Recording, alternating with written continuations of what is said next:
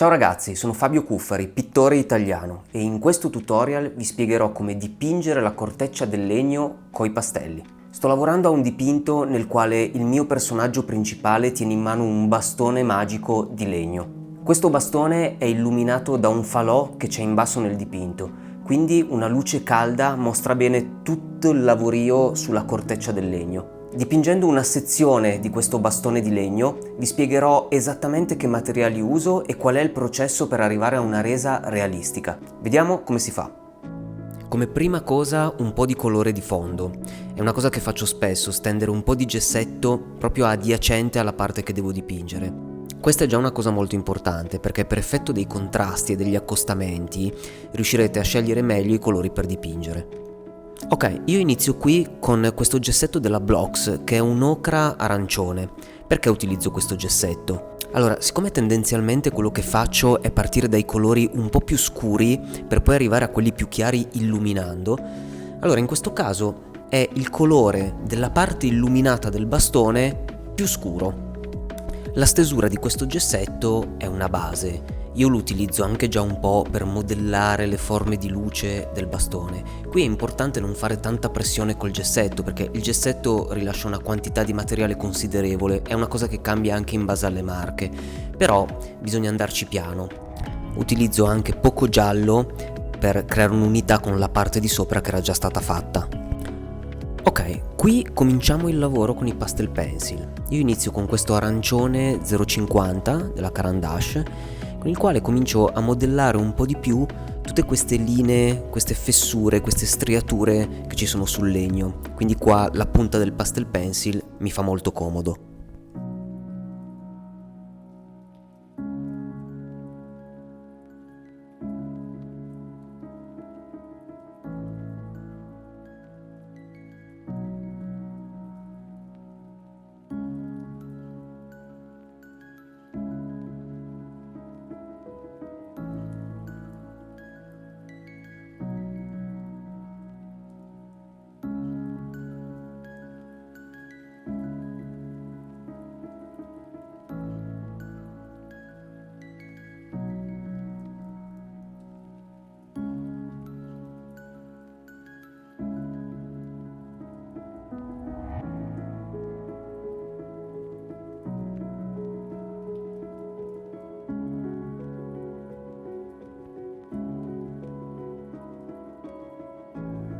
Questo è un Carbotello 645 e lo utilizzo perché essendo i Carbotello un po' più deboli, tra virgolette, allora nella parte tra l'oscurità nera e la luce che c'è sulla corteccia mi crea un po' di transizione, quindi una via di mezzo. Ho utilizzato anche un Carbotello 625 che è ancora più scuro, quindi va ad aggregarsi molto bene con il nero del gessetto.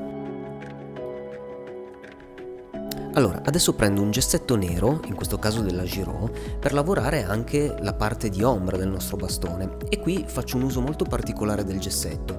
Utilizzo la parte più tagliente e acuminata e faccio dei piccoli tocchetti per sottolineare anche con l'ombra queste fessure e queste scanalature che ci sono sulla corteccia. Dopodiché continuo a scendere col gessetto nero per creare le zone d'ombra del bastone che si propagano lungo di esso. Utilizzo anche un gessetto della Sennelier rosso scuro che trovo bellissimo, che è il 45. Questo mi fa da transizione anche lui tra l'ombra nera e il resto della parte illuminata. E qua si lavora di nuovo anche con i Carbotello e i Caran d'Ache.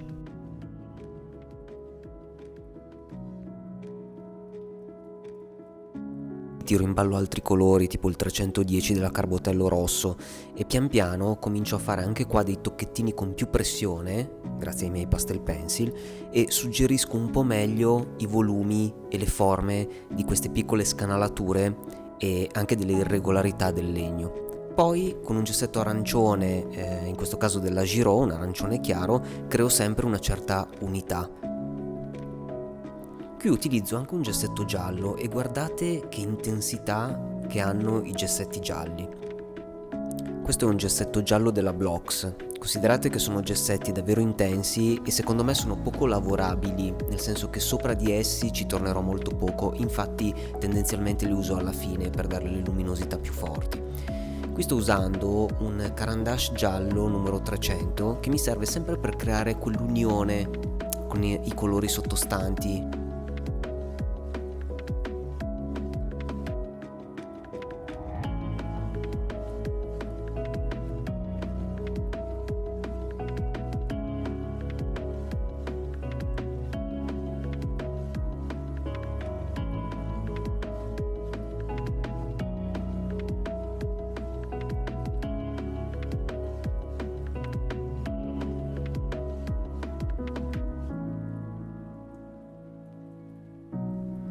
Ecco, con questo lavorio fatto con i pastel pencil io vorrei creare ancora più volume sul mio bastone e vorrei rendere queste scanalature e queste irregolarità sempre più materiche.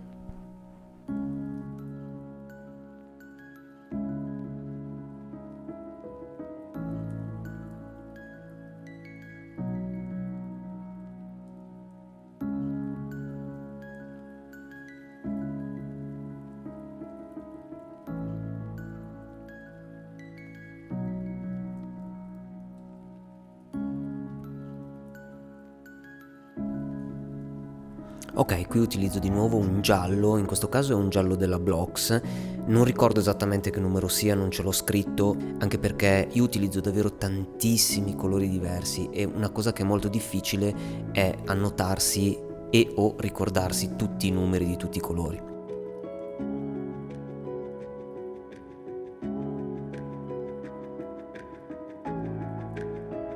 Vedete, anche con dei gessetti arancioni, in questo caso della Blox sempre, e poi prima ho usato un gessetto rosso della Giraud, cerco con i gessetti stessi di creare questi volumi man mano che scendo lungo il bastone.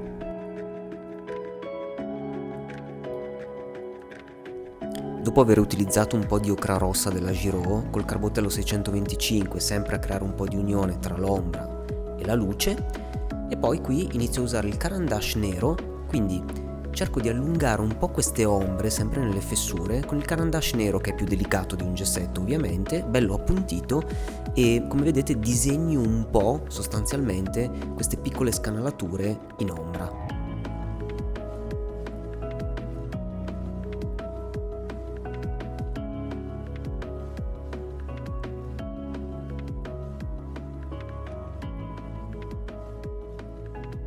Aggiungiamo di nuovo un po' di sfondo e procediamo. Qui utilizzo un carbotello per riprendere anche un po' il disegno, quindi il profilo del bastone, in modo da vederlo bene che si staglia sul mio foglio.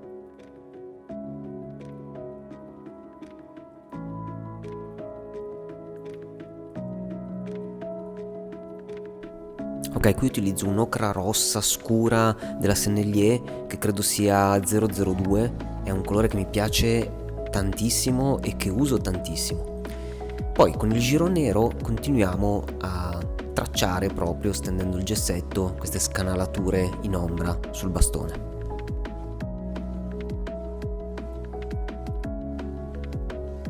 Pezzetto di giro arancione, credo sia il 339, per illuminare le parti che ho gestito prima con l'ocra rossa, un po' di rosso, addirittura era un rosso pallido della Blox, la nostra ocra arancione iniziale della Blox, e andiamo avanti così. Vedete, l'uso del gessetto per me è importantissimo e quindi non può assolutamente mancare in un dipinto.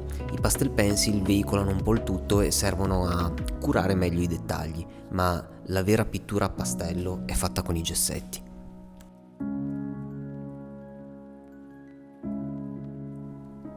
Qui utilizzo un po' di Caran d'Ache nero per riprofilare un po' il bastone, quindi un po' sullo sfondo anche, in modo da dargli un po' più di decisione e un po' più di definizione. Di nuovo pezzettino di gessetto nero per creare le micro fessure che sono estremamente in ombra. Questa è una cosa che faccio tantissimo, secondo me è una benedizione avere dei pezzi di gessetti non interi ma spaccati, perché vanno benissimo per fare minuzie e piccoli pezzi.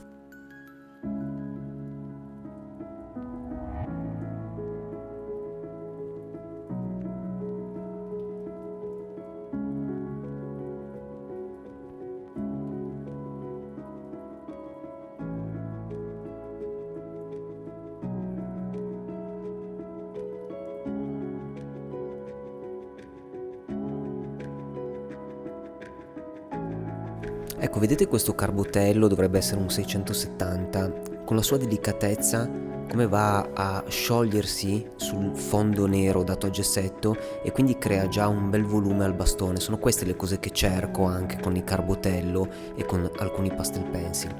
Poi vado a rendere più incisive le ombre sempre con i pezzettini di gessetto e al tempo stesso contrasto le luci grazie all'uso di gessetti e pastel pencil in alternanza.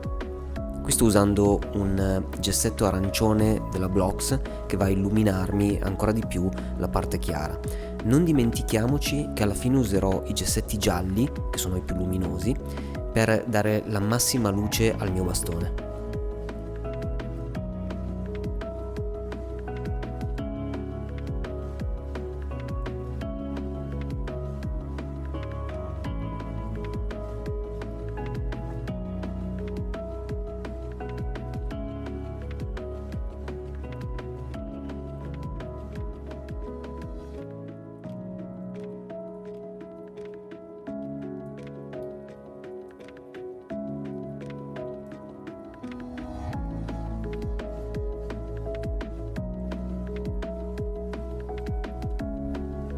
Ecco, qui di nuovo con il gessetto giallo della Blox avete un piccolo anteprima di come verrà poi illuminata la parte, quindi da colori più scuri stiamo andando verso colori più chiari, ma considerate che non è il giallo più chiaro e luminoso e intenso che darò sul bastone, perché aspetto la fine per dare proprio le massime luci, guardando anche la reference quanto mi chiede di luminosità.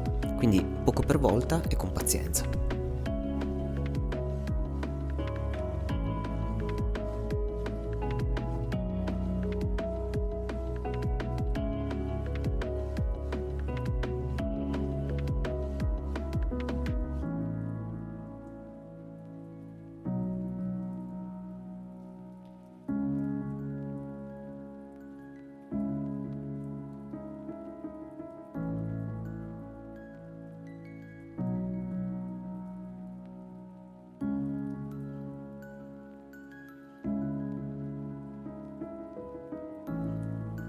Ok, dopo aver dato di nuovo un po' di gessetto di sfondo, vi mostro di nuovo com'è importante fare una stesura base di gessetto, sempre come prima cosa, perché il gessetto è veramente la cosa più intensa che abbiamo e non abbiamo la stessa forza se lavoriamo direttamente a pastel pencil sulla carta Pastelmat.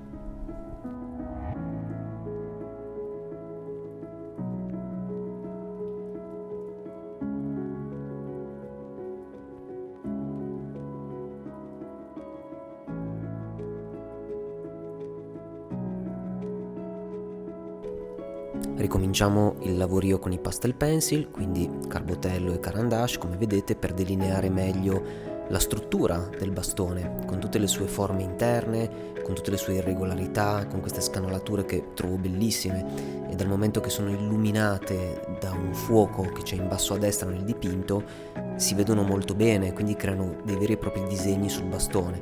Questa è la cosa che vado pian piano cercando di riprodurre, tenendo sempre la mia reference fotografica vicina.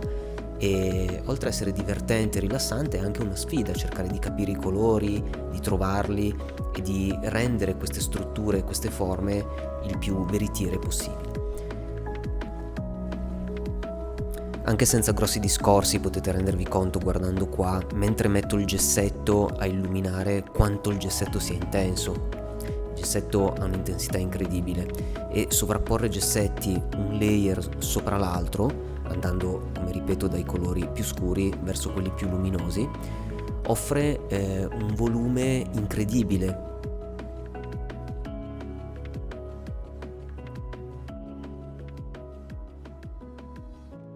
Ecco, a volte io do delle piccole toccatine con il dito, quindi tamponando appena, sempre per creare più unità tra i vari colori. Se vedo che il nero che ho messo è troppo incisivo, una piccola toccatina diciamo che miscela un po' i colori insieme e tutto sembra già più unito e più armonioso.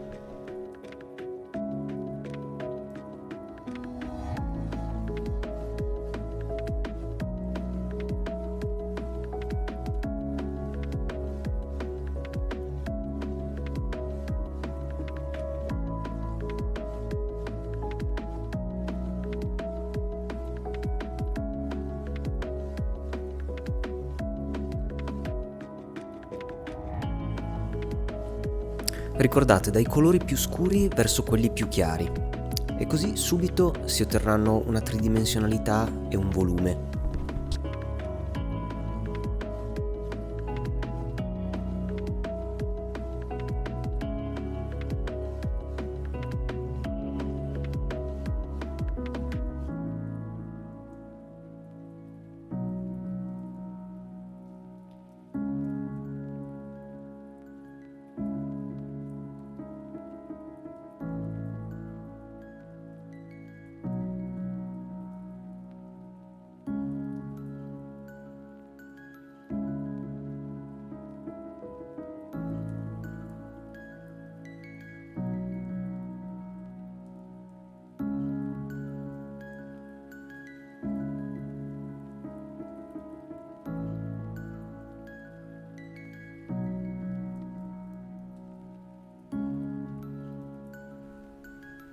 Ancora piccole fessure e piccolissimi ritocchi con un pezzo di gessetto minuscolo, quindi non abbiate paura di rompere i gessetti. A volte quando cadono per terra per me è una vera benedizione, perché queste scagliette minuscole mi aiutano a fare pezzi incredibilmente piccoli con il gessetto.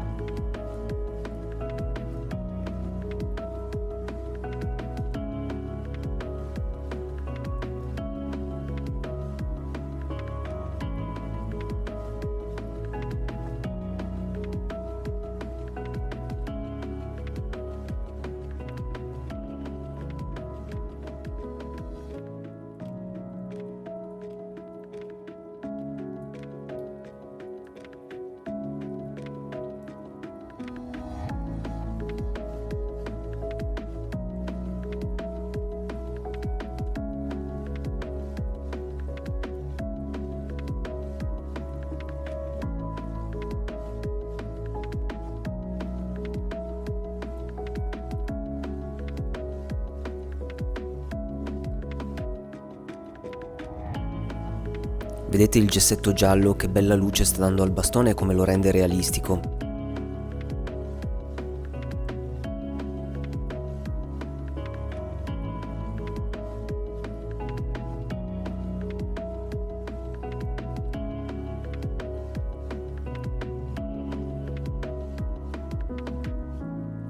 Ed ecco qua, ci siamo, è arrivato il momento. Questo è un giallo chiaro della Schmincke che mi piace molto e comincio a utilizzarlo per mettere le luci più brillanti e accese lungo tutto il bastone. Guardate che intensità e vedrete come cambierà ancora e come diventerà molto più realistico e tridimensionale.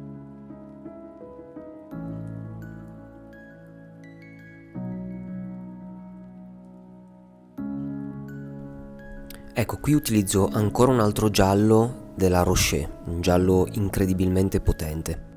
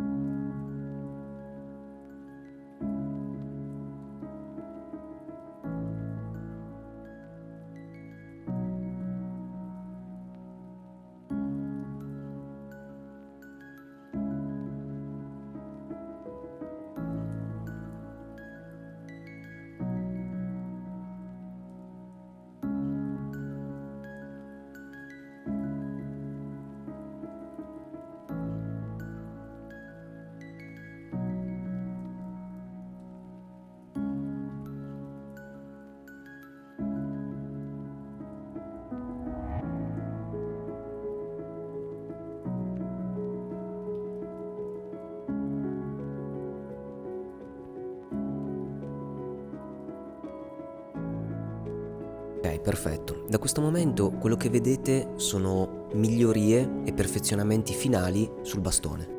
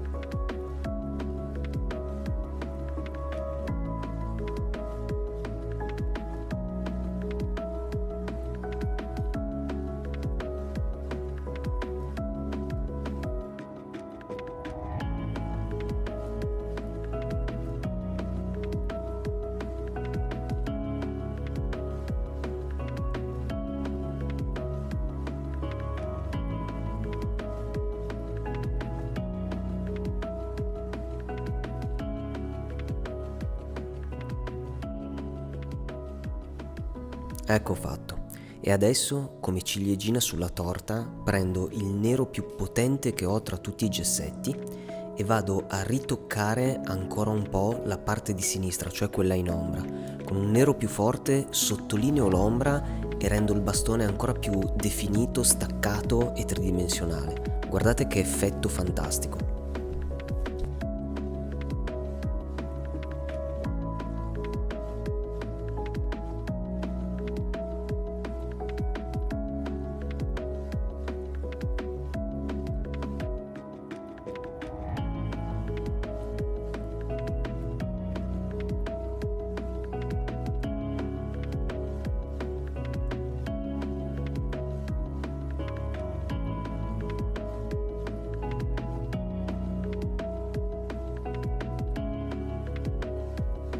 E voilà!